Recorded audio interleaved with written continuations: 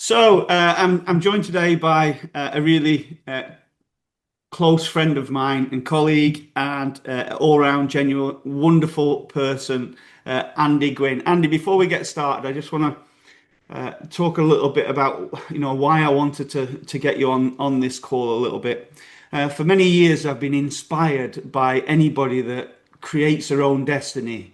Going through school, we're trained what I call the 40-40-40, trained to do 40 hours a week, 40 years of your life to retire only on 40% of your pension. And everybody's trained in that way. And I'm fascinated by the mindset and the journey of anybody that's created their own destiny and living their life on purpose.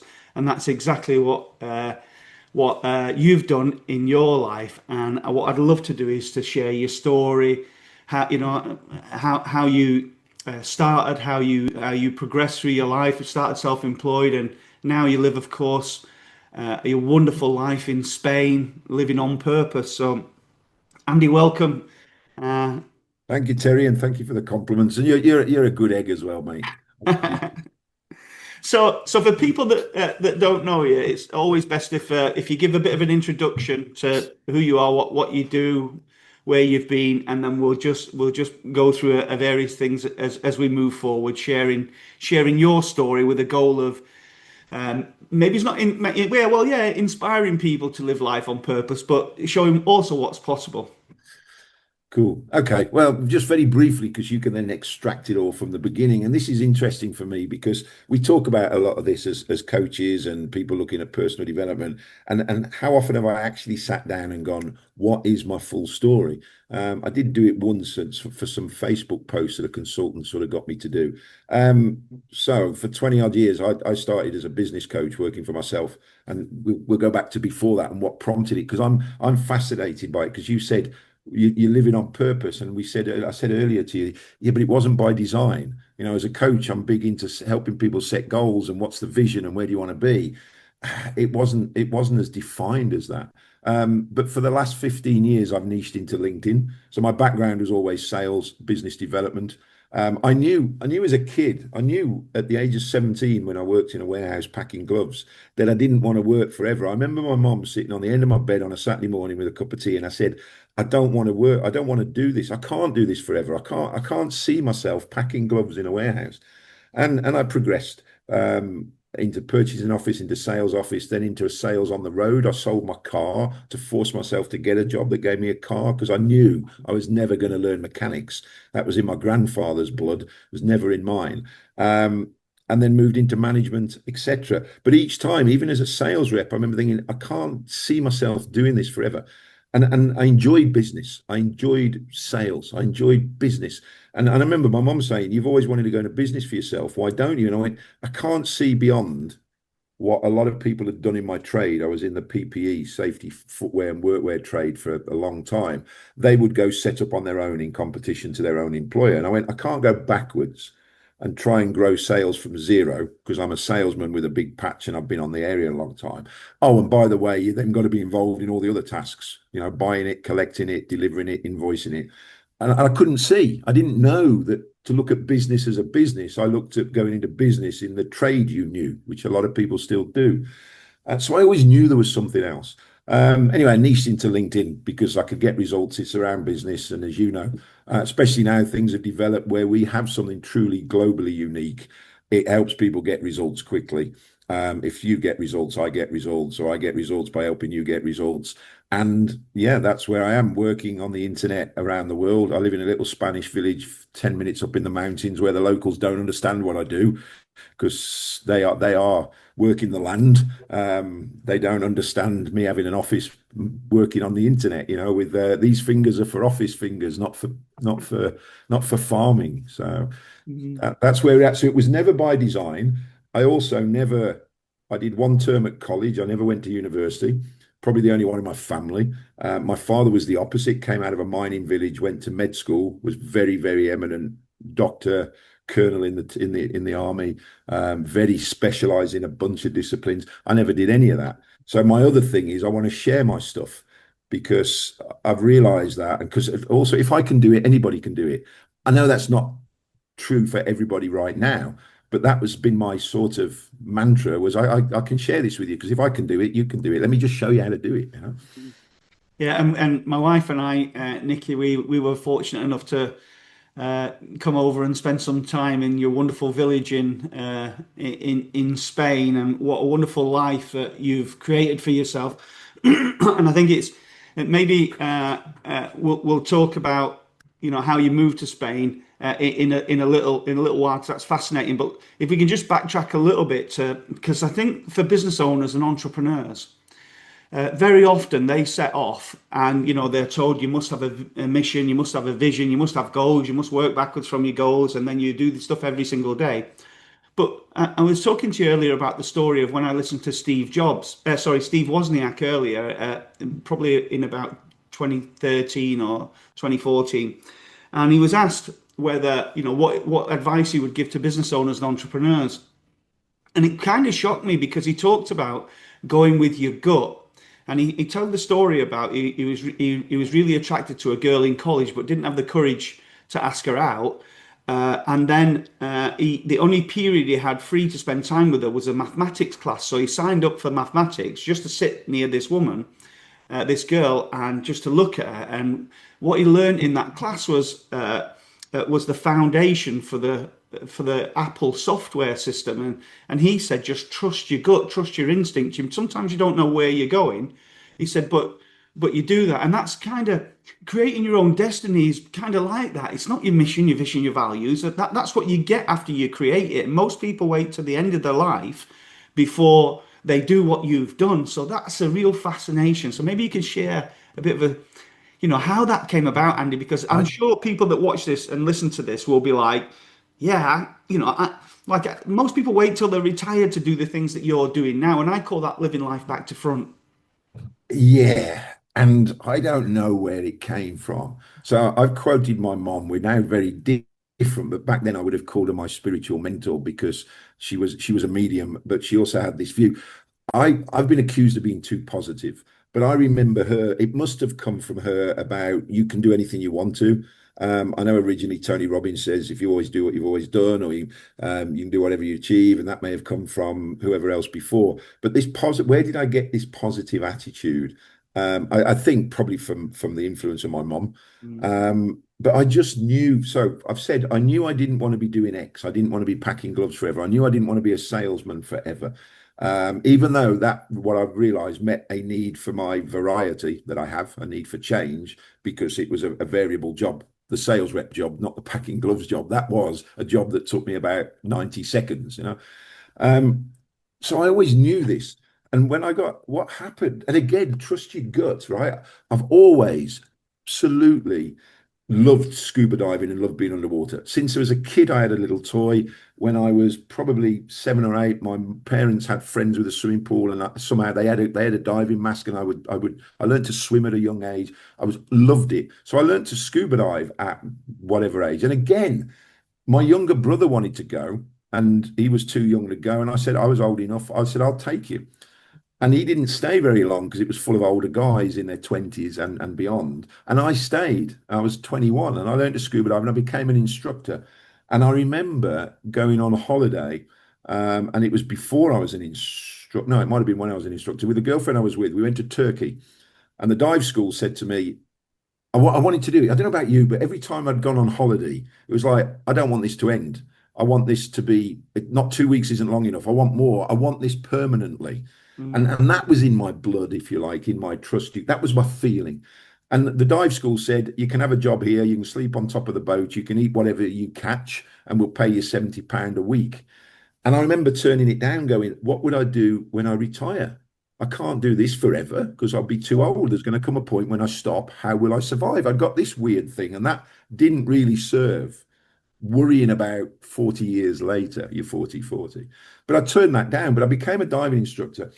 And then what I did was I got an offer somehow. I got put in touch with a charity. I knew I wanted to, I wasn't happy in the work I was doing. So I quit and I took 6 months voluntary in Central America as a diving instructor on some projects on a deserted island.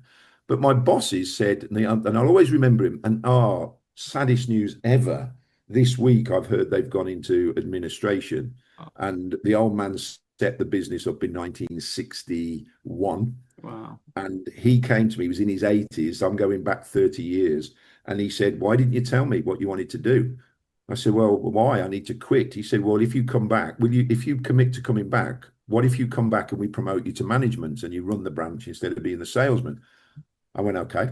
So that got me into management. And I'd been fascinated. I ran a sales team and I knew you can't tell people what to do because I hated being told what to do.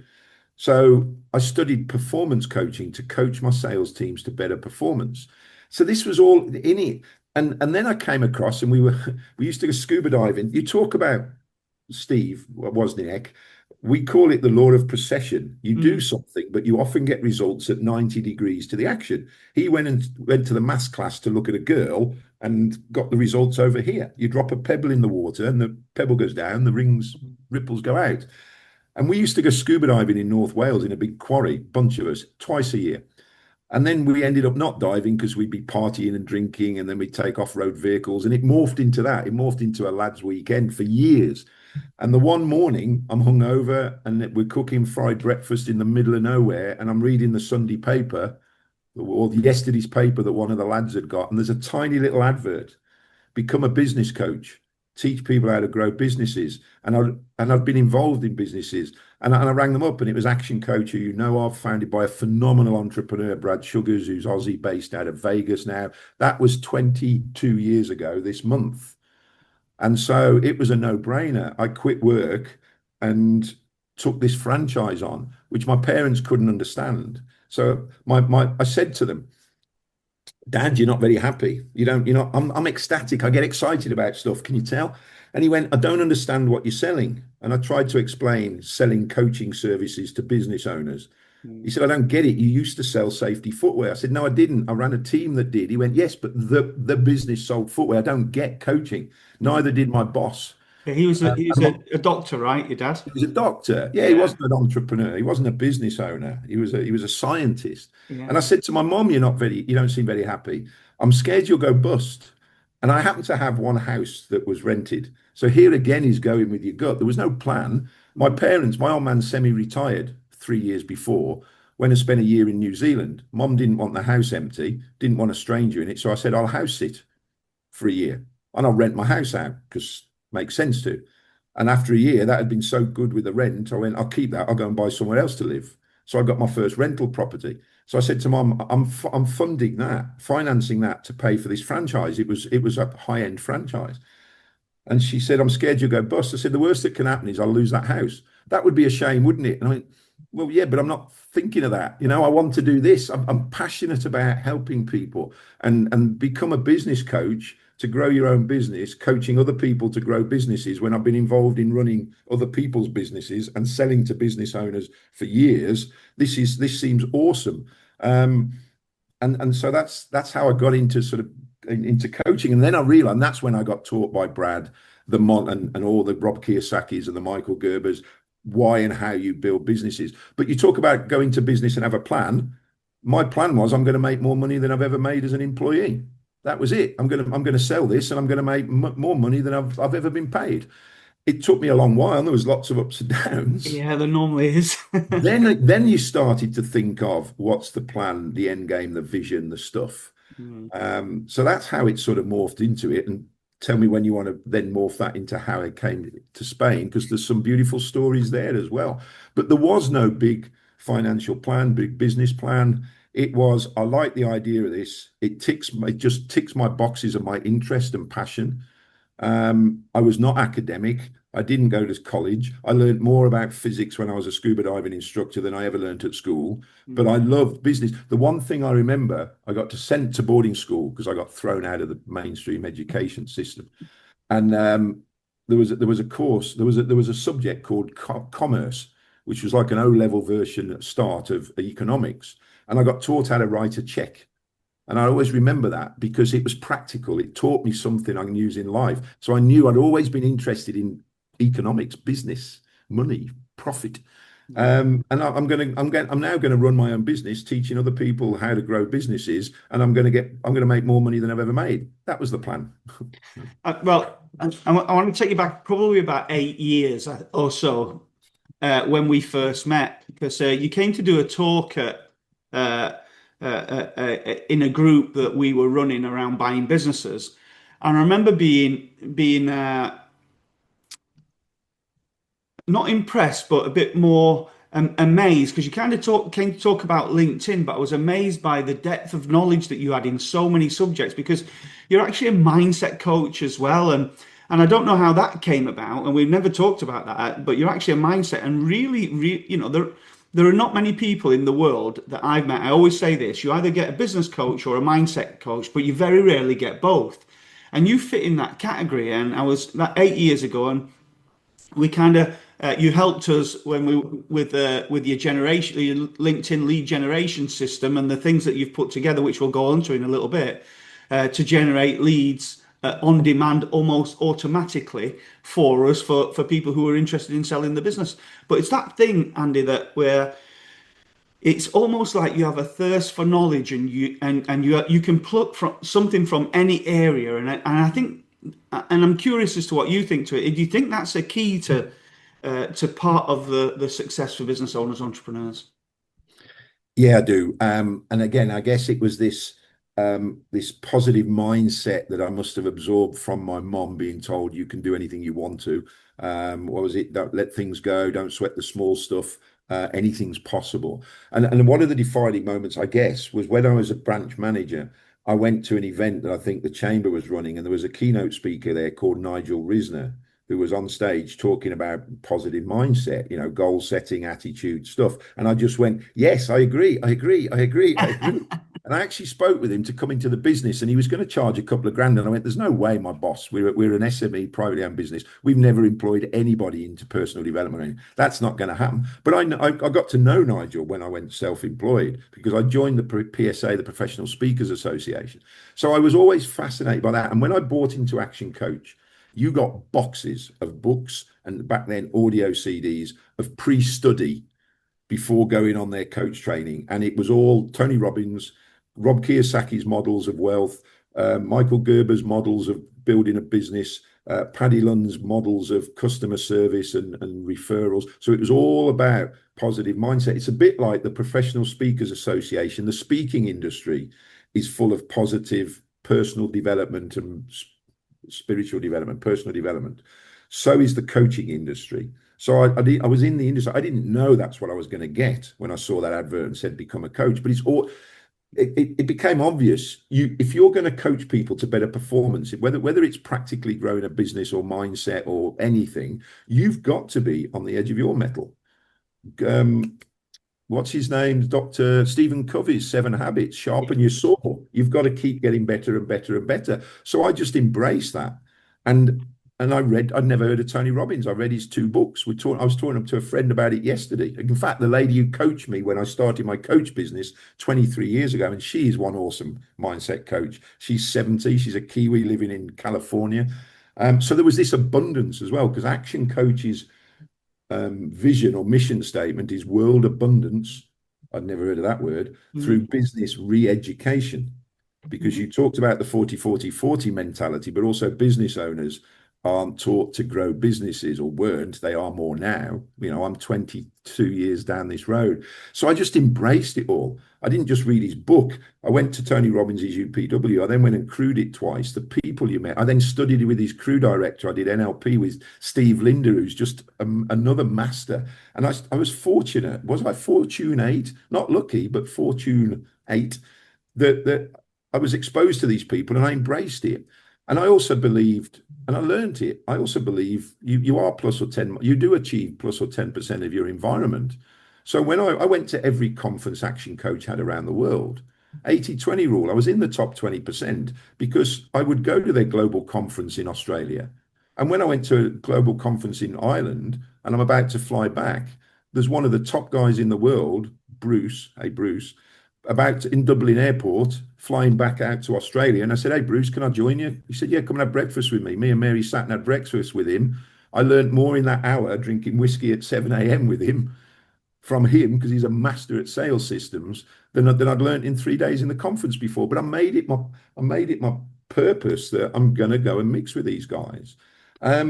So I just, I remember a sales rep when I was employed at a Christmas party, and you're always on guard for your staff, aren't you? Your team, waiting to get some stuff when alcohol's been flowing. And this wonderful lady said, "You know the problem with you?" And I thought, "Oh, here we go." She said, You're just too positive." And I went, "Sandra, thanks, I'll take that." So I'd learned that before I'd even studied any of it. Was it natural? It came from, I think, my mom and my environment. I don't know. Why did I have that? You called it a thirst. Why did I have that sponge like that hit me with personal development stuff? And I just go, yeah, it makes sense. And so I took it and applied it. And one of the learnings I've had over the years is not everyone applies it.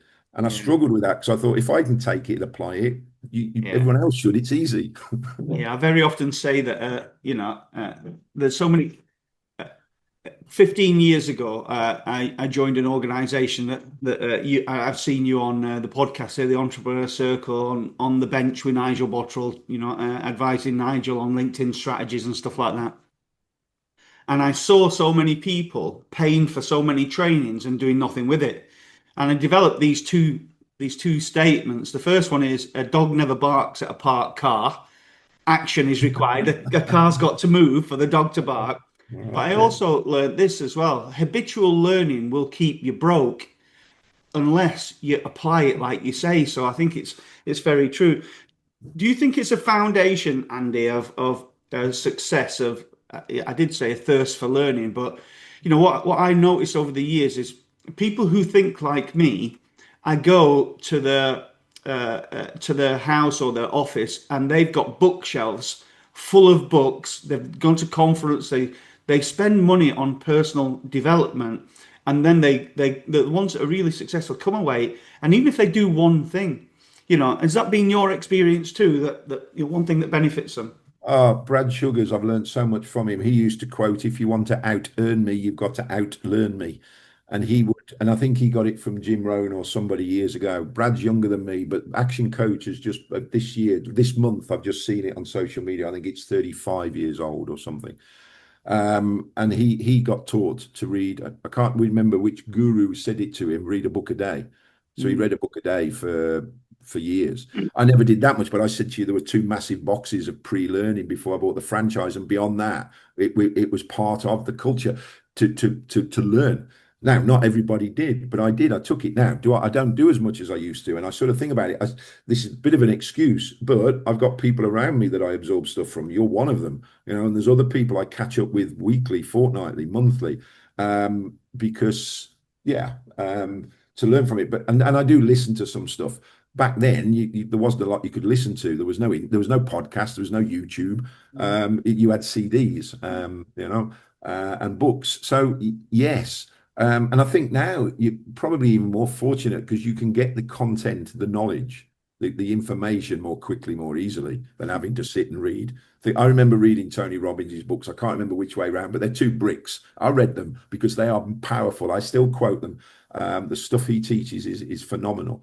Um, so yeah, Brad says if you want to out earn me, you've got to outlearn me. Love that. And I sort of that sort of makes sense. Yeah, and it's true for. Uh, Go on. Go on. I was going to say the other thing I think that I'd put testimony to is I've been open to stuff, keep Yeah. an open mind. So me and Mary, we've been at the cutting edge of things, but it's not by design. We're not techies, we're not innovators. I bought a franchise because if you give me something and it makes sense, I'll run with it. If you Mm, give me a model, makes sense, I'll run with it. That's why I bought a franchise. But we were open to stuff. So we had a video email network marketing product before YouTube. You'd record a video on your laptop, you've got a hyperlink, you'd send it to someone as an email, as a link, they'd click on it and open the video. That exists. YouTube killed that. I mm, was trying to sell that in 2004, and then YouTube came along and killed it. There's been other things. You and I, you are all over AI. We're using AI in a better way than maybe 99% of the population. I know it's a big thing, seems to be a lot of people, but it actually isn't. And we've been at the front of databases. We've been at the front of tech. We've used Dashlane Password Manager for decades. We've given it to other clients. We use Zero in our bookkeeping, accounting. We've used that for decades because I was taught to leverage your business yeah. so that you're a business owner, not a self-employed technician in a business, you know. Mm. Do you know, Um, it's fascinating, Andy, because we have so many similar traits. I moved, I was in the fire service and I got promoted and I moved from Norfolk to South Yorkshire because I was working. I moved to South Yorkshire because my dad was still alive at the time and he was quite, his health was deteriorating and we lived in our village and I traveled 70 miles to work. But I think this is how our brains work. So I had to ring up all the estate agents all around the areas where I wanted to because there was nothing available and the internet was just, I was becoming more and more familiar with it and using it in 98. And I learned to build websites myself. I bought a book called HTML for Dummies or something like that. And I learned to write HTML code. And I built myself a web page. And then I built something in 1998, which was getting people's houses on the internet. I looked at a load of them. I put them on a web page. It was on something called South Yorkshire Web, where I put people's houses on, take photos of them, and then I thought I'll go and charge people for that. And I didn't really have the knowledge or the capital to do anything with it. And Rightmove came out in 2003. I'm like, oh my goodness! And so it's almost like you're searching without actually realizing you're searching for the things. So it's what I call the link between your conscious and your unconscious mind. You don't have to consciously think about where you're going, but you do have to trust your gut, and it takes you to places. and that's all the energy and the manifesting thing, isn't it? And when I jumped employment into personal development, into business coaching, the practical stuff of set goals, visualize, made sense. But the woo-woo stuff of law of attraction and manifestation was too much for a lot of people at the beginning. And now for me, and for a long time, it's been actually this is the more powerful part. Yeah. And I got so much evidence, and I was taught it by my coaches back then, but I didn't get it at a, immersion level or an absorbent level. And because you're right, I mean, we're not alike because there's no way would I ever learn how to write code. I'm not a techie. I'm not practical. I'm not that sort of academic or that practical. But if something came along and it made sense, I would take it. So when Dashlane came along and Zero came along, I remember my accountant saying, you're the most technically advanced client I've got because we got the first iPhones. I've always had iPhone. We were on the internet. We were doing stuff, but it wasn't because I'm an internet techie. Mm. It just made sense to Yeah. leverage your time, get you better results more quickly. Mm. And yeah, there's a lot of stuff I sort of turned down. So I don't know where that sort of came from. There's always this. There's always this knowing that you can improve.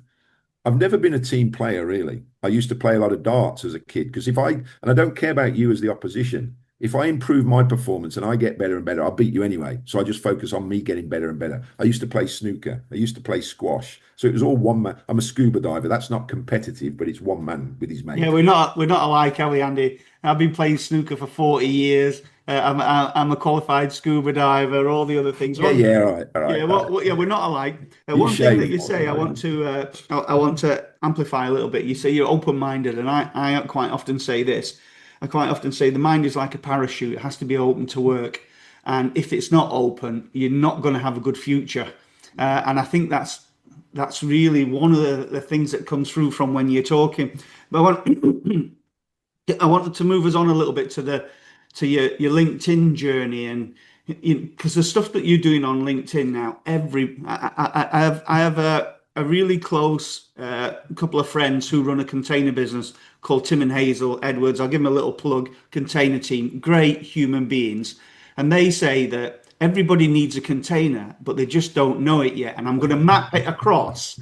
I'm going to map it across to everybody needs to know what you do on LinkedIn. They just don't know it yet. So if we start to bring that story and then how it came about, the house, how you've moved to this, and for those people that like listening or watching this, Andy, like, he's designed his world so he works a couple hours a day. Then he goes out on his motorbike. He lives in a beautiful village on the top of a hill in Spain. He'll go out on his motorbike and he'll live a life that most people can only dream of. And although it's not by design, it's that conscious, unconscious link or whatever you want to call it. It's like your gut takes you in that journey. And so, will you share with anybody watching or listening to this, Andy, your kind of journey, how you got into LinkedIn, all the things around it, how it created this dream life for you, where you can, you wake up every morning and you've got more sales on Stripe and, all that sort of journey.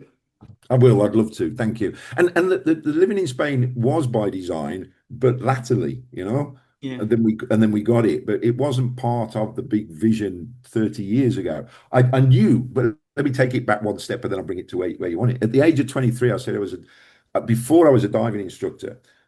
Me and a business partner, I was 23, he was 26. We went to Florida to try and buy a scuba diving boat because he had just qualified as an instructor. We were going to run a scuba diving boat. Naively, his uncle was out there as an expat, so his cousin was a US national. We didn't realize that as a commercial boat, you needed a green card. So it meant bringing a third person in, his cousin, who I didn't really get on with. And I went, that's half the money between us. You guys do it, I'll go home. I was there a month, but I came back and lived with my dream woman. Had a dream relationship for 4 years, a lady who was 20 years older than me, who was another story. But so that all happened. But I'd try to buy this scuba diving boat, and I knew from that point, and even before, because we had planned maybe we go to the Philippines, maybe we do whatever. We were in my bedroom on the floor night after night. My mom will remind me and my mate going, where are we going to go to set this boat school center up? And why did I mention that? Because I knew then and before I just want to live in somewhere warm. I said to you, years, you go on holiday for 2 weeks, that's not enough. I'm down when I come back because I wanted more of it. And I knew I wanted to live in, I put this t-shirt on for you, as you know. You don't know what I've got on below, but I'm sat here with the air conditioning on and I'm looking down the mountains at the sunshine. And that's what I've always wanted. I didn't know it was going to be Spain. I didn't know where and what, but I knew that's what it was going to be. So And actually, at what I call an unconscious level, it's almost like an inner directional that most yeah. people don't follow. I think this is a key point that you kind of know, and things have been brought into almost like the law of attraction, brought into your awareness, like because something inside you knows that you want something like that.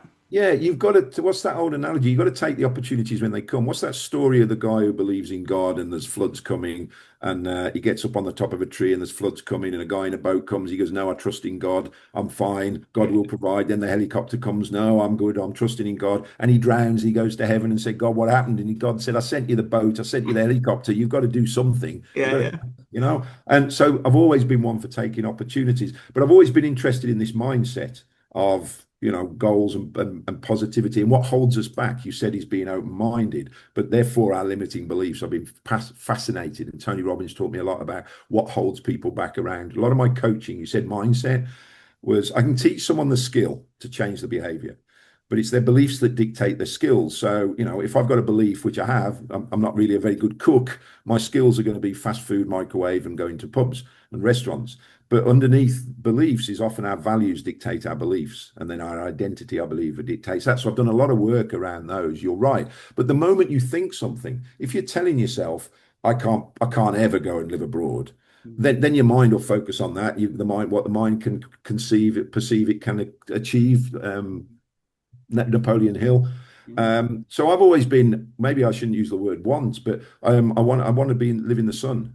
So I can Yeah. imagine it. And one of the things I did that I teach people in goal setting was we went to Thailand for 3 weeks and I worked on the internet.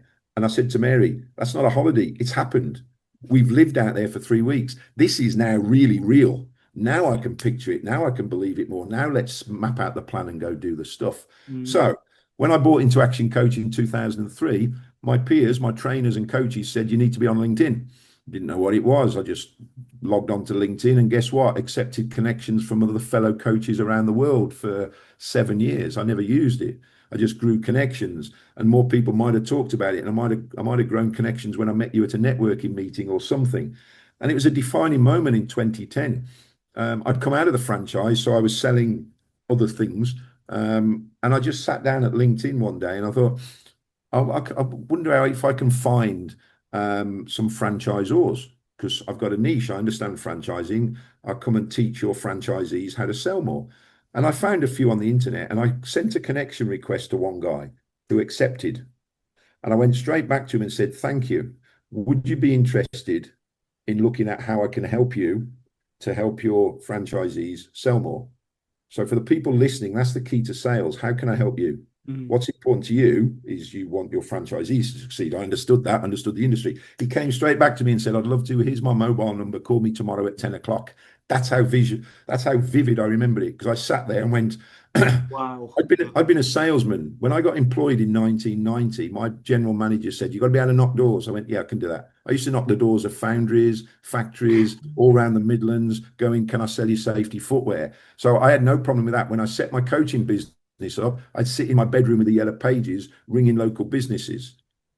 And I sat there at that moment and went, I don't need to make cold calls anymore. There's no trying to get really clever and learn how to psychologically get around the gatekeepers to get to the decision maker. I can get to you on LinkedIn like that, and I can get permission to ring you because you're interested. That just changed my business, changed my marketing, changed my sales. And then very quickly, I went, I can teach my clients to do this. I'm still a coach. So I put together, and I'll tell you what else happened. How LinkedIn then Just came hold up. that thought a second, Andy, because I think some people might miss that. That's a proper light bulb moment, how you like boom. Because a big problem, as you say, back in the day, and it's still a problem for a lot of people, is Sandra on the reception, or we're trying to get through, and that's a big. I bypass all these things. So the fastest way to the sale is what you've. I don't want people to miss that a little It bit. is, it is, but for a lot of my network, I didn't, it wasn't about the gatekeepers back then when I was selling safety Mm, footwear, bigger companies. But for mm, most of my network, they're selling to the SME business owner, but it means you can get to them directly yeah, because you're not trying to ring them and they're not going to answer and you're not getting voicemail. So it depends who you're looking to get to. yeah, Absolutely, no more Sandras to get around. yeah. There's a phrase we're going to coin. I know, Uh, yeah. but also, the thing I want people to get was the phrase that I asked them. Yeah, Thanks for connecting. The reason I connected is I'm wondering if you might be interested. So it's good to wonder. We know that yeah. because people are nosy. What are you wondering? Might, you can't argue with might. Well, I might, you might, well, I might not. But if I said, it's like if I said, I can The help you get, beautiful use of linguistics. Yeah. that's what I'm passionate about, as I know you are. And that's powerful in business and sales and relationships. If I said to you, I can help you grow your sales, you'd go, well, I'm already growing them. But if I said I could help you grow your sales even more, Mhm. you can't argue with that because it can always be even more. So I'm just wondering if you might be interested in how I can help you to help your franchisees sell more, or how I can help you to have an easier life, or whatever it is. So that for me was passionate because I learned those sales conversations are the core of marketing, aren't they? What Yeah. we say in our emails, what we say in our LinkedIn messages. So that's powerful because I learned at an early age, knocking doors, that people don't listen. I Mm. would say to a Sandra on relationship, do we say Sandra? I've got a friend I called know. Sandra. On No. reception, I'd knock the door, I'd walk in, I'd go, hi, I'm looking to make an appointment with whoever is responsible for purchasing your safety footwear. Oh, he won't see you without an appointment. That's right. I'm looking to make an appointment with him. Oh, because they're not listening. And anyway, so I learned all that. So there's two things powerful. You're right. I can get directly to the person, Mm. and it's your account. We're connected. We've accepted each other's connection. There's a little bit more rapport. It's more personal than picking up the phone. Plus, I can see your photo, so it's even more personal. Um, and it's how you then communicate with them with Yeah. some value. Mm. Now, the other thing that happened is a guy came to me who actually had put a training course together. This guy was quite interesting. He put a training course teaching people how to use all the functionalities of BlackBerry phones. You remember those? Yeah, do And then you? it sort of waned, and he realised that wasn't going to be a long-term business. So he looked at LinkedIn and he put a training course together. I'll go in-house to a business for a day, or I'll put my own half-day workshop on. And he came to me and said, can you help coach me to franchise it? But I can't really pay you. And I said, okay, I like you. We've met each other in networking. You pay me each time you bring on a new franchisee. And actually, what you've got are not franchisees because he'd messed it up and it wasn't working and wasn't paying him anything. And when I looked at his content, I said, by the way, as part of the deal, can I have your content? Can I deliver workshops and sell them myself? Yes. And I looked at them and I thought, they're terrible. I'm a trainer, but the reason I'm a coach is like you said, I can train someone for a day, they'll go away and do nothing. If I coach you through the implementation Yeah. of it, you've got longevity. And I, in coaching him, I said, you want to put a coaching program together? You're running a training day, then what?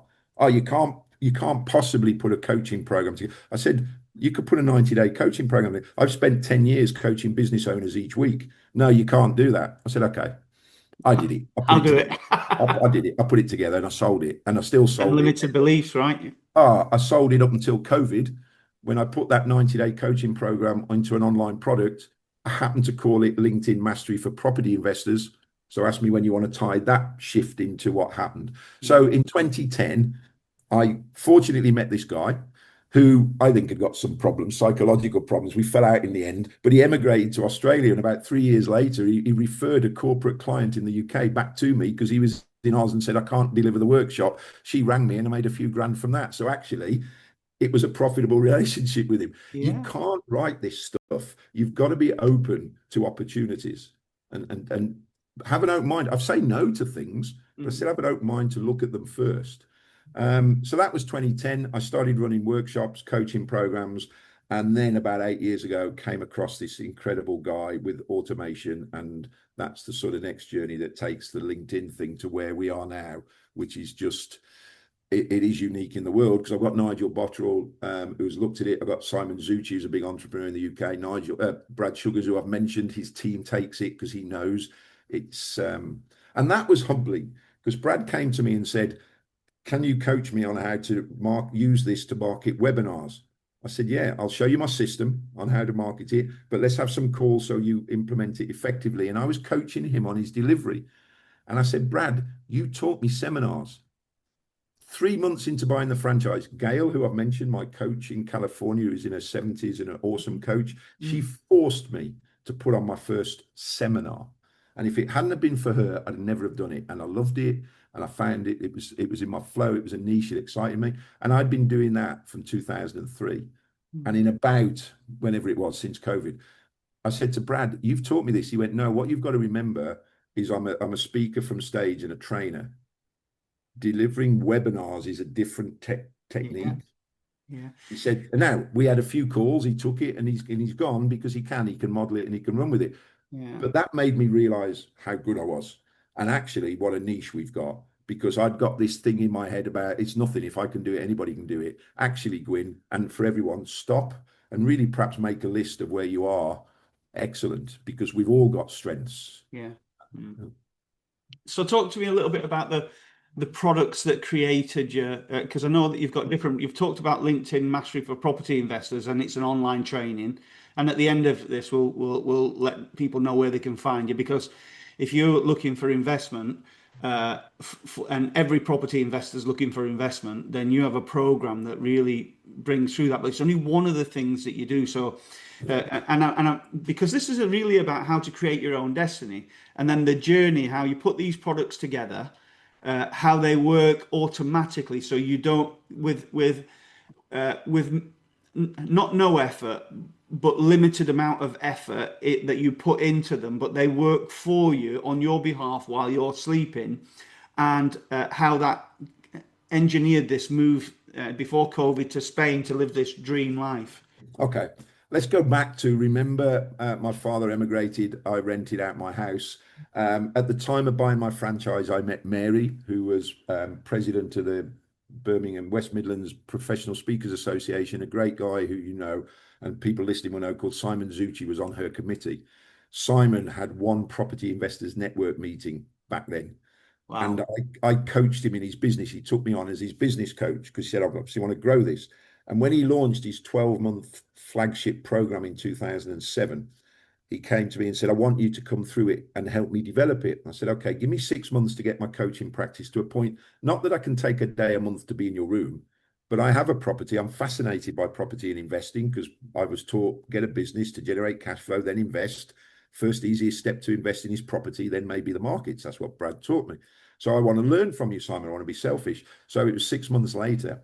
I went through and then he put me on stage each time and said, look, I can teach people everything they want to know about property investing. I've got these guys here that make phenomenal results and these guys here that don't. The only thing that's different is the way they're thinking. Mm. Can you give them your stuff about limiting beliefs, getting in your own way, goal setting, manifestation, visualization, all that personal development stuff, confidence, what you say to yourself, etc. I went, yeah. So I speak at his session 2, and he's now on Mastermind 37 Wow. since 2008, Mm. and it's now 2025. So I would then get his mastermind clients coming to me saying, will you coach me as a business coach? I've got my property coach. I need to structure my time, my finance, my sales, my marketing. Yes. So I was bringing coaching clients out of them. And then that sort of fizzled because as I developed LinkedIn, I was actually going, let me work with you on LinkedIn because property investors, the biggest need is finding cash investors. They're business owners, they're investors, they're all over LinkedIn. I can help you find them. By the way, you should be using LinkedIn as a key skill to grow your network. It's one My of the 18, pillars. my nephew, when he left college, found his internship in Hong Kong through someone he found on LinkedIn because his uncle had taught him how to use LinkedIn. So when I got this house in Spain, and I tell you, it came through LinkedIn, it came through a referral, but I found my English speaking Spanish lawyer and mortgage brokers on LinkedIn within 24 hours of going to LinkedIn to my network. Mm.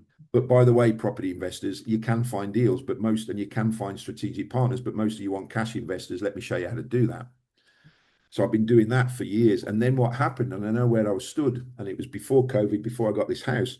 So I was in the West Midlands, and a guy messaged me, keep an open mind, and he hit me with, I've got this automated system to be able to connect and message people. My first thought was, oh, I'm not interested. There's too many of this about, and somebody's punting something, and a little voice must have said, listen to him. So I booked the call with him, and he sold me.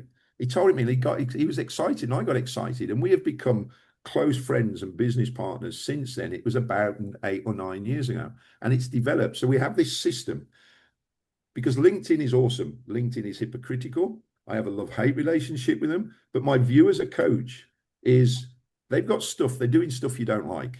Get out your own way. It's there. Let's make it work to serve us. That's been my mantra. That's been how I've taught people and coached people. So they've got so many functions on ways of how you can find people, connect with them, and then message them. But you can't do it all. You can't connect with 40 people today, and then tomorrow look at who's accepted to send a welcome message. And then 3 days later, who should I send a follow-up message, but who's also connected? You just can't do it. I met a wonderful guy in India who said, I pretty much do what you do, not as much because I don't, but I've got a whole team of women in my office and we sell to the US and we do it all on spreadsheets. I went, yeah, but I can save you a load of time with this system, this automation. He went, yeah, but I'd have to make most of my women redundant and I won't do that. I said, that's the best objection to a sale I've ever had. I admire you. Yeah. So we built this system. So then we started selling it as a SaaS, as a software. And the business coach here I was getting people who were going, we really don't want software. We can't be asked. We're busy. Can you just do it for me? And I had this house by then, and I'll come on to the house, but I was stood up on the terrace and I put the phone and I was going, no, I'm a business coach. I teach you to fish, feed you for life. And then another little voice, because I talk about the two little voices in your head, Yeah, yeah. your inner critic, was going, Gwynn, you're a marketeer. If the market's asking for something, give it to them. So I went, okay, I'll put a done for you system together. I'll deliver on it all. I'll do it. We'll work together on your messages and on your searches, but I'll run it. You just pick up inbounding messages coming in.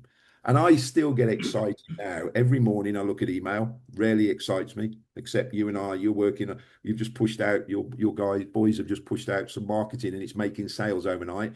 But that's new and exciting.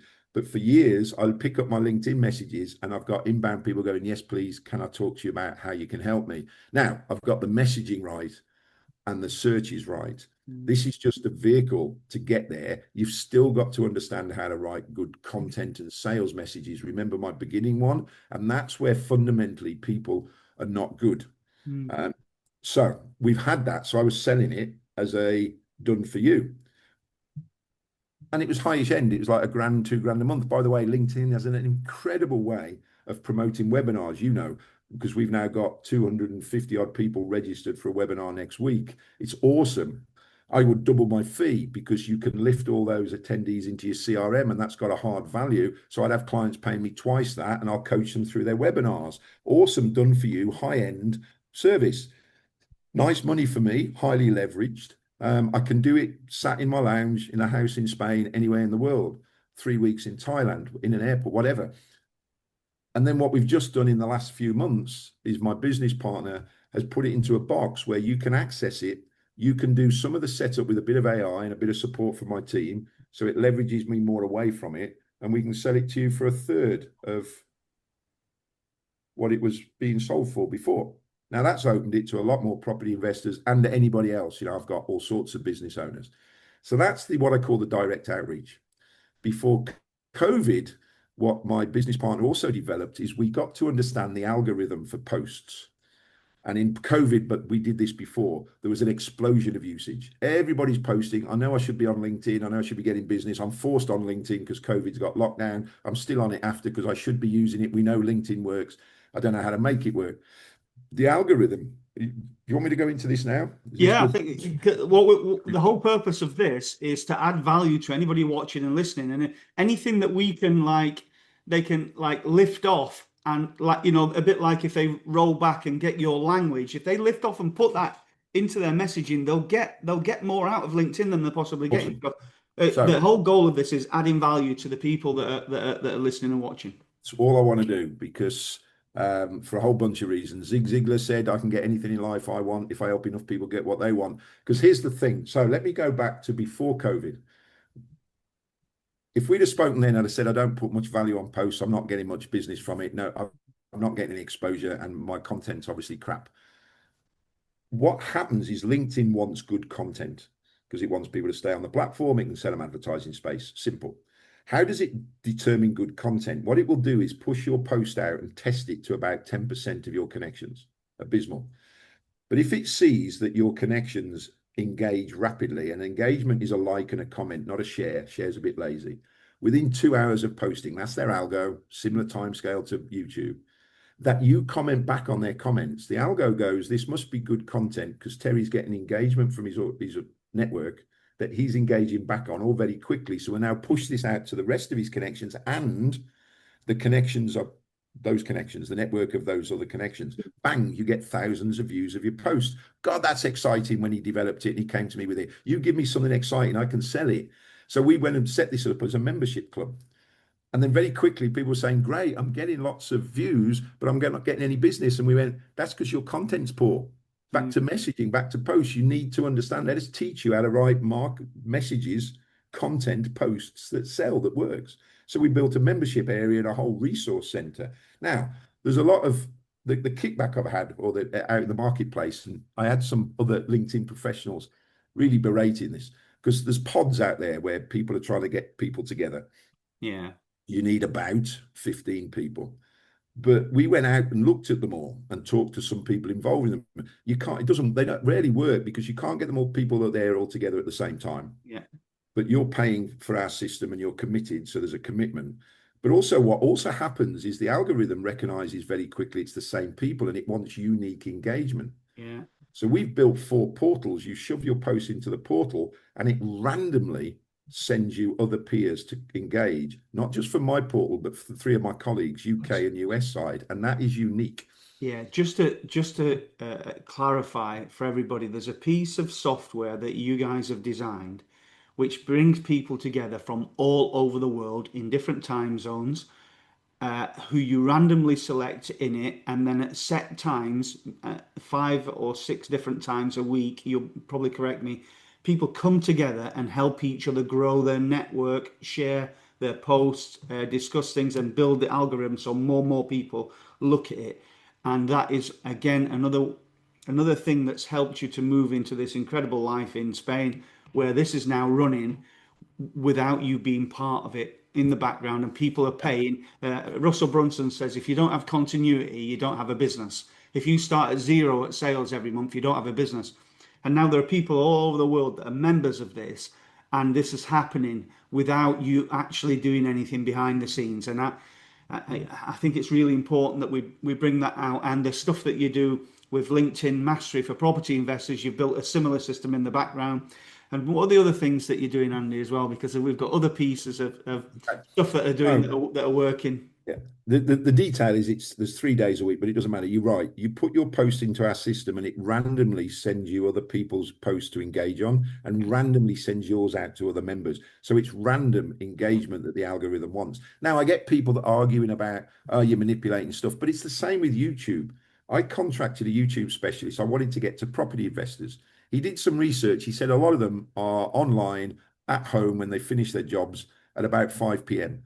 So launch your video, your YouTube video at 5 p.m. but then go out to your LinkedIn, your email database, your Facebook connections and go, hey, I've launched my new video, go watch. So you are driving people to watch it at that time. You're manipulating the algorithm because you want exposure. I'm good with that. It's the same for paying SEO on websites.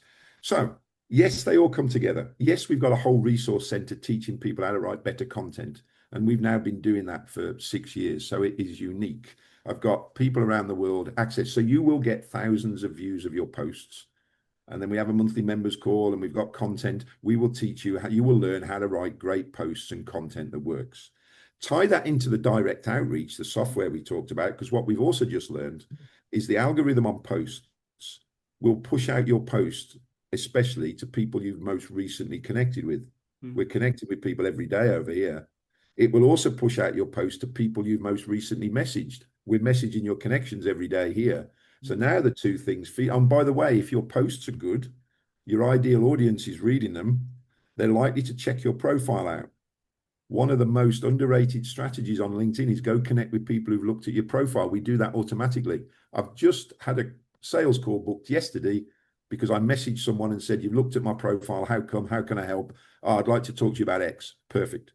So now the two sides, posts and direct outreach, are symbiotic and feed each other beautifully to get more exposure, more connections, bottom line, more engagement, conversations with your ideal prospect. So those two work.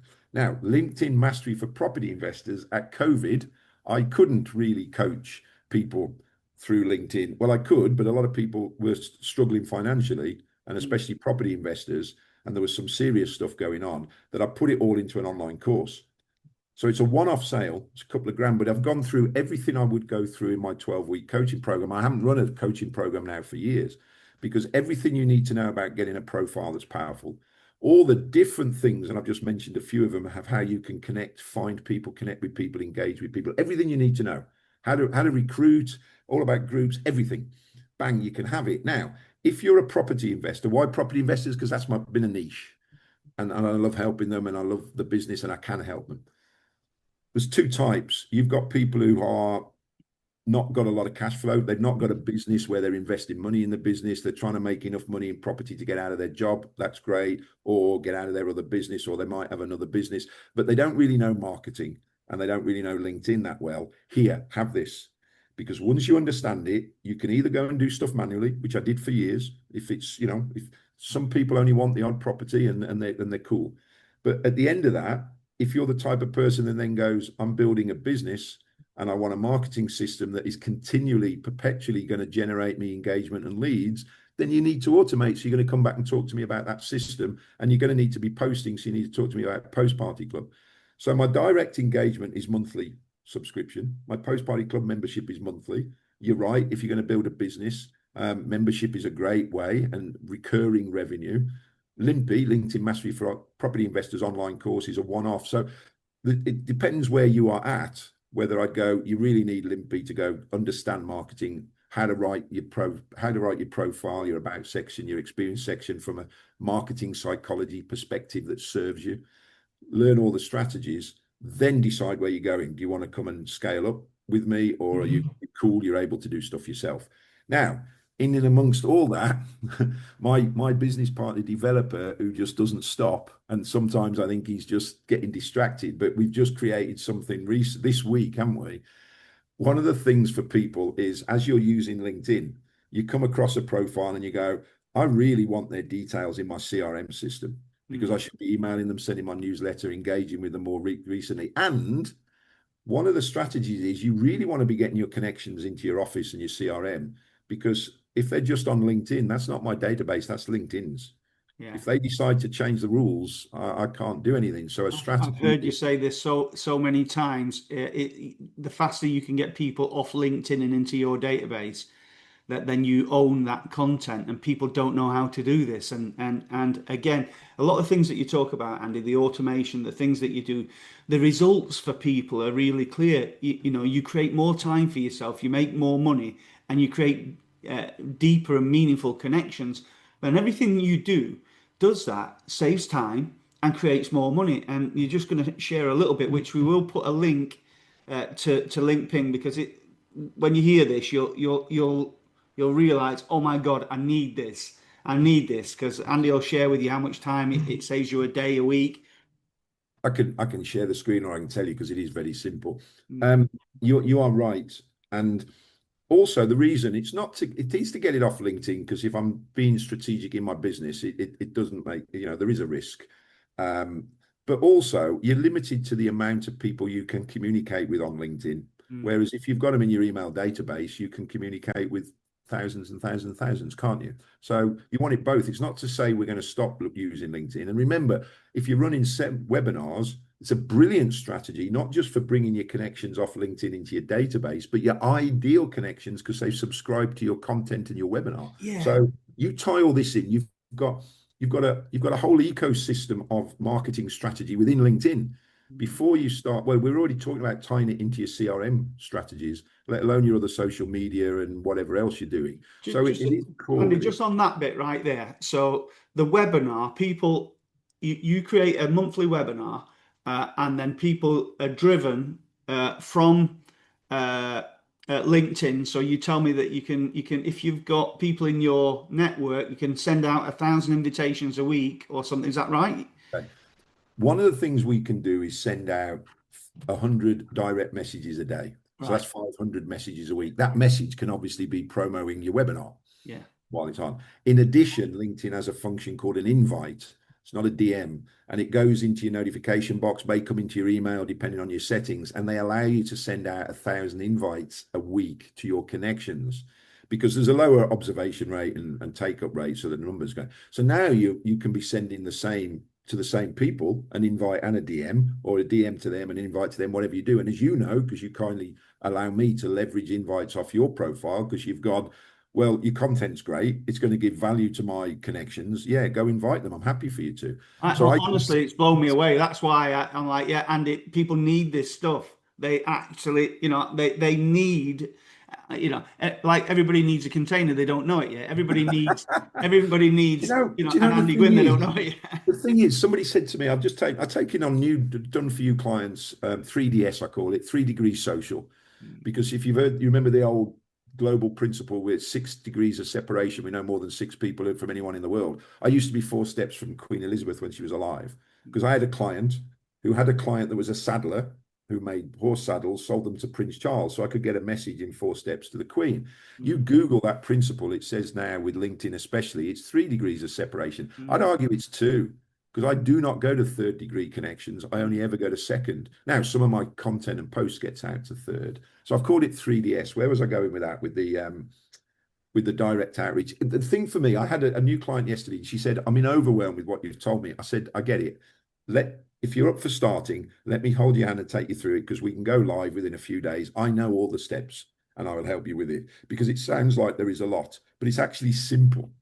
Of course, it's simple. I know it all. And actually, to show you is simple. And you quickly understand, actually, it sounds like a lot, but it is simple and it works. The reality is, people don't know what they can do on LinkedIn.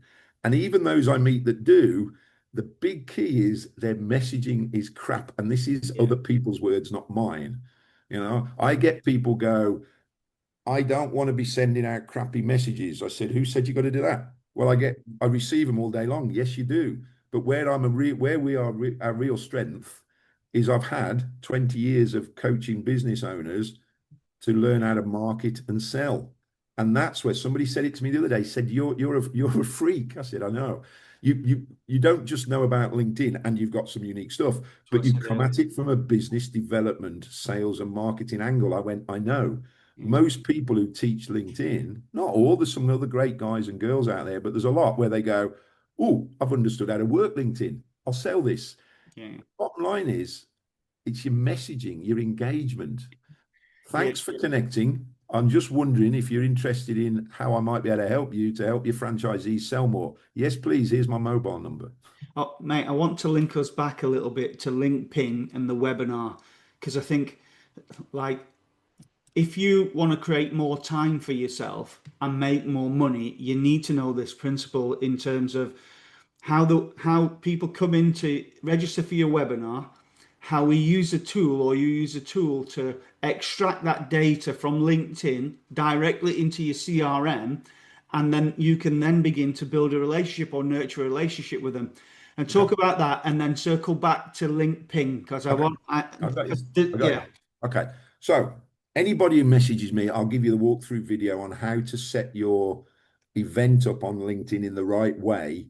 Because if you don't tick a box and do it in the right way, you'll miss the opportunity. LinkedIn allows you to download those attendees and upload them into your CRM. Now we can automate that because you can put in what's called a Zapier that Zapier, does yeah. it in the old days. A few years ago, my colleague had to do it all manually. It was a bit time consuming, but powerful because I've got 250 people registered on that event for next week that will go into my CRM. Now, my system, as you know, is I expect or aim for about a 30% show rate. It's what Tom Poland, marketing from webinars, talks about, and he's got a lot more test and measure years than I have. Mm. That means the other 70% are in my CRM and they didn't attend, so now we can market to them forever. So that's powerful. What we've just developed this week is one of the other things that happens for most people listening. As you're on LinkedIn and you're communicating with people, you're connecting with the odd person, you find a profile or a connection, and you might have swapped some messages, and you go, I need to put their information in my CRM. Mm. So I now need to go copy and paste their contact details, and then I need to open my CRM and paste it in there and set up a new record. It probably takes a couple of minutes, doesn't it? Yeah, How maybe many of five those a minutes. Yeah. day, a week will you do? Say, let's say, I don't know, you're saving an hour or two a week. That's like a day a month. We've created this little Chrome, not Chrome, what do you call it? Yeah, Chrome plug, it's a Chrome Chrome plugin. Yeah, plugin yeah. that sits on your profile. I can show it you if you want to. When you find a profile, there's a little gold and white ping button.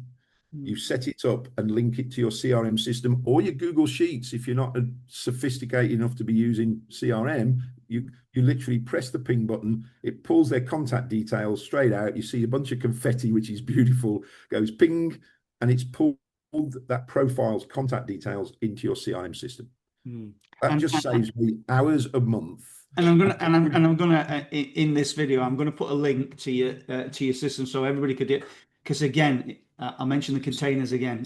People don't know they need it, but this functionality, and I just want to share a little bit on the back end as well. So if you're using LinkedIn and you're offering sort of lead magnets, uh, you can put these. You can have link ping come straight into your database like Go High Level, and then you can run campaigns and workflows off of that. And it's just like, so what Andy talks is maybe 5 minutes every time you do this a day, maybe one day a month.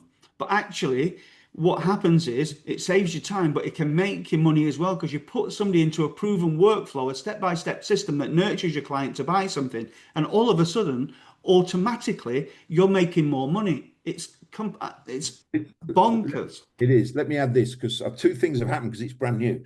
So first of all, we've just gone out to our network and gone here. You could have it for a one-off fee of 75 quid lifetime because in a few weeks' time Unbelievable. we'll go out to the rest of the world and we'll sell it at a monthly recurring fee. Um, but what was I going to say? One of the things to do, because you said you want value for people listening to this, is if you're going to pull people from LinkedIn, and I used to do it en masse. LinkedIn used to allow you to download all your connections into your CRM. I think they stopped it. I'm sure they have.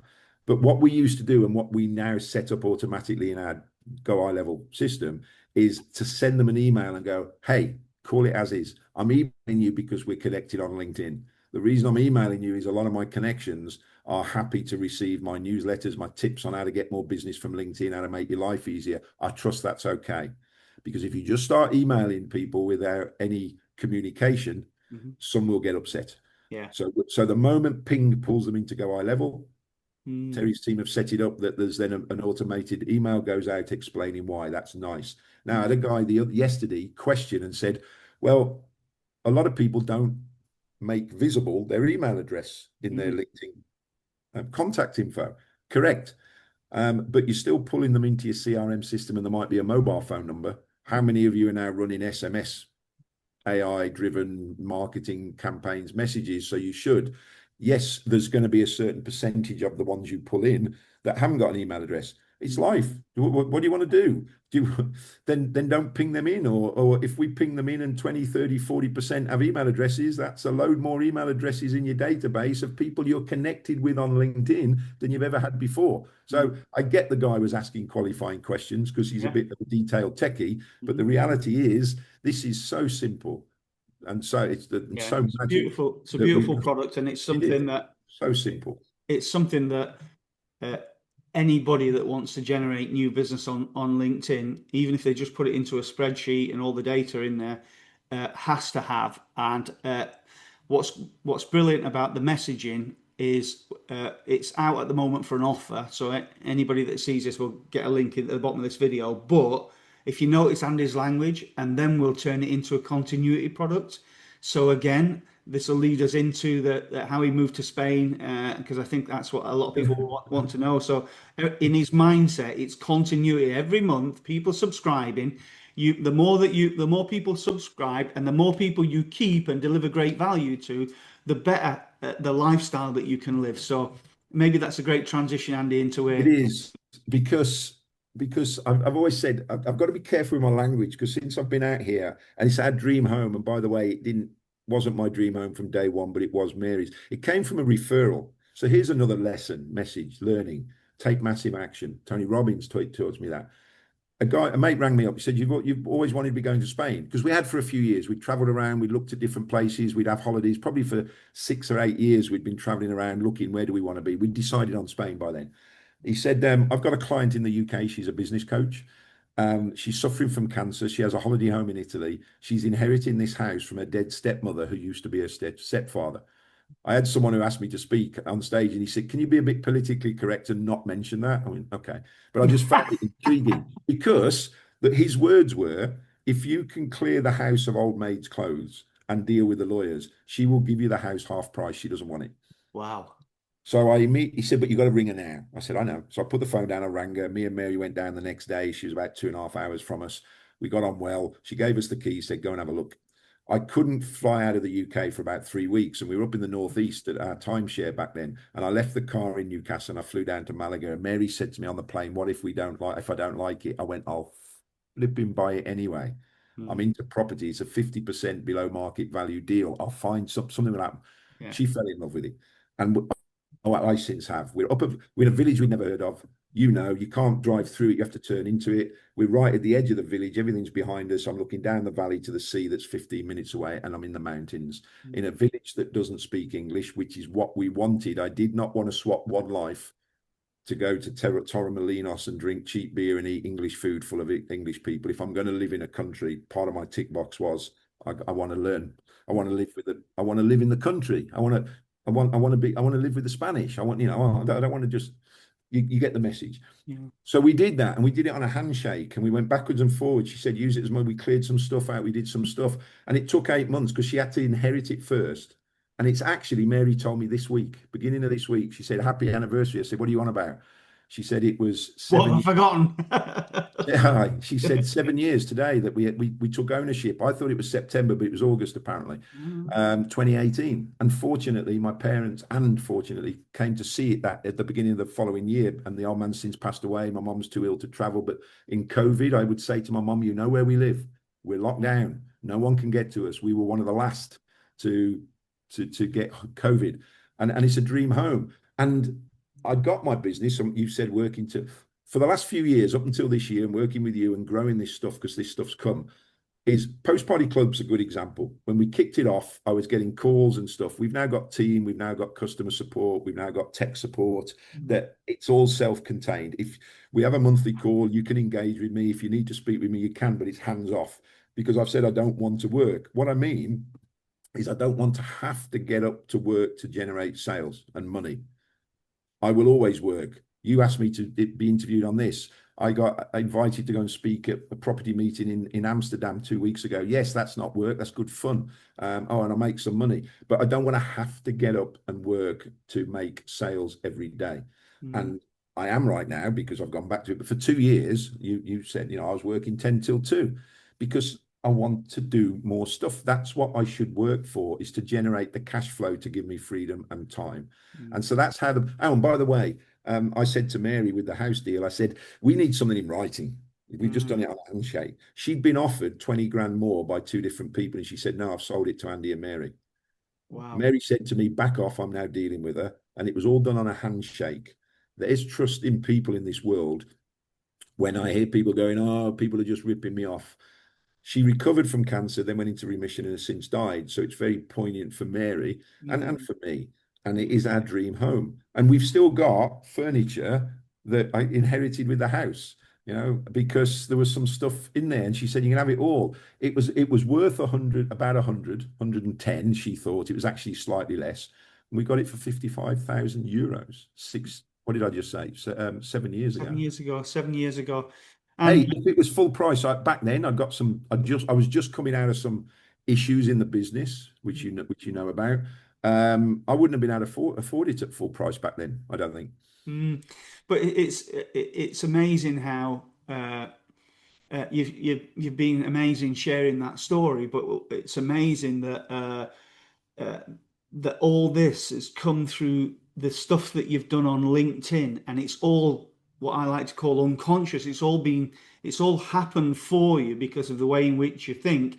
And for people watching this and listening to this, like Andy gets up in the morning and he goes up to the balcony, and on the balcony, if you can picture this, you've got Mate, a it's a balcony. 50 square meter terrace. Yeah, yeah, it's You- not a balcony. Yeah, it's a big terrace. That's correct. Thank you for that. You're And I'm not welcome. doing a great job of explaining, but what I will do a great job of picturing is they're in the mountains. You can look down the mountains. You can see the sea. You can see the beautiful blue sky, little wisp of cloud, and then it's just silent. And every day he gets up and he does that. And I don't believe that this would have happened in the same way without his skills on LinkedIn and how that's worked. Couple of things. You are right. And actually, I've just shared the pricing, and people might go, well, that's not a lot. Well, A, it was cheap. B, me and Mary, it's called Casa Pequeña, small house, but it isn't. It's 3 bed, as you know. It's 2 floors. It's almost self-contained down in the downstairs, and it's big enough for the pair of us. The only thing was missing was a garage, but that's okay. Um, and I was going to say something. The other thing on a practical level, I had told everybody, we had told everybody for about 6 years that we wanted to be living in Spain. I'd pushed it out on posts on LinkedIn. Got I'd out there, told yeah. people Mm, because that word of mouth, and that's where it came from, 3 degrees of separation. And then what's the best way to continually tell a growing network mm, is through LinkedIn. yeah. I said this is Simon Zucci uses this as a case study because there's a lot of his property investors going, you can't get below market value deals. Well, Mm, look what I didn't look, I wasn't looking for an investment. Look what happened. It was a mm, personal thing that saved me 50%. But he mm, uses it as a case study. And I say you should just be telling property investors, especially, but any business, you should be telling everybody you know what you do, who you're looking to work with, how mm, you're looking to work with them. And LinkedIn is one of the best ways to continually get that out. We are in this dream home because I bloody told everybody for 6 years. I was painful to some people. We're going to Spain. We're looking for Spain. We've been over here. We want to live in Spain. I've seen the sea. Oh, the mountains. I've got a. So to begin with, and here's a bit of a thing. To begin with, we were just flying backwards and forwards yeah. every month to Mm, because we were allowed 6 months of the year. We got locked down. You want more fortunate? We got locked down here in Spain at COVID the day before we should have flown out. mm, If we'd have flown out, we'd have been locked down in the Midlands. But we got locked down, and 3 months in, we'd had our 6 months here. And I said to Mary, the Spanish, they either shoot you or let you get away with stuff forever. We're locked down still, so we stay. mm, 5 months in, as we were coming out of lockdown, we went, why don't we take residency before Brexit? Because mm, all that had changed for me, I lost a few clients, I gained a few. The bar was shut in the square behind me, but I could still get out and go to the supermarket and fill my little moped with beer, cans of beer, and just ride out the back mm, with a different view at the end of working all day. And it was like all that's changed is we haven't been able to go to the bar.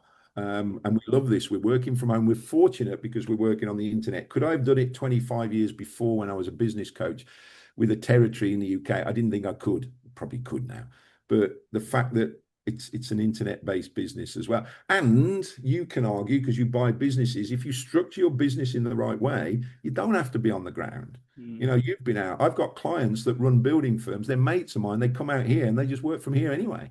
And now with comms, with Zoom and WhatsApp, you can be anywhere in the world. The You only can thing you live your think dream about is life. the time difference. Yeah. By design, you can create your own destiny. So, Andy, and we'll be coming to the end of what we're doing soon, but I'd love for you to share one or two things that if people want to create their own destiny and live a life on purpose or you know, kind of duplicate or model what you do, what would there be one or two bits of advice that you would give to them? Okay, thank you. I think the first one of the things I did when we got hold of this is I went, I cannot just swap. And remember, I turned a dive job down when I was in my 20s in Turkey because I went, I can't see, what I can't do is swap my existence in the UK to that in Spain. I Mm, can't just go work all day long and go to the bar. I've got to, so I visualized and pictured and wrote down how I wanted my life to be. mm, Um, Before that, get a clear tick list of what you want because this met some more than we actually want. There was one or two things that weren't on it. And also I think you when I used to take on coaching clients, they tell me what they want to achieve. I'd ask them two questions. Do you believe you can achieve it? Well, yes. If you don't, you've got to work on that. But mm, 99% of people, well, yeah. So how committed are you to make it work? Totally. Could we'll run fast together. So I think believe in it and then take advice. And actually, yes, I've said you can run a bricks and mortar business from anywhere in the world, but there's so much opportunity now with the internet in so many different ways and with AI mm, to create businesses and products and services that you might not have had the people around you to do before. mm, Um, and I think, yeah, get clear on where you want to be. And what I did, remember Thailand 3 weeks, it felt real. So for 4 years, Mary and I, we would travel Spain, southern Spain, and we'd go and set up viewings with estate agents, and we'd go and have a week's holiday over there, view properties. Then we'd go there. What do we think of this area? We mm, because it became real, but it narrowed down what we wanted. So I think practically you can get clear on the goal planning. Be open to opportunities, even if you're going to say no after looking at them. mm, And I guess I've believed in my type of industry, coaching, personal development, speaking, training. It happens to be LinkedIn consulting. Um, Believe that you can do it, mm. and Yeah. and go tell everybody what you're looking for. I don't care what they think, because guess what happened? Tony rang me and went, "You've always been talking about." I know when it was. It was one evening. Yeah. What I said, "What are you ringing me for? You've always said you've been looking for spa." I went, "Yeah." He said, "I've got this client," and it was like, Amazing. So, how to create your own destiny. Final thing, Andy, is anybody that's looking to connect with you or looking to put in post party club, LinkedIn mastery, not just for property investors, but the model that you teach, you niche in property investors, but the model that you teach helps anybody that's looking for create more time, more money, more deeper, meaningful connections on LinkedIn.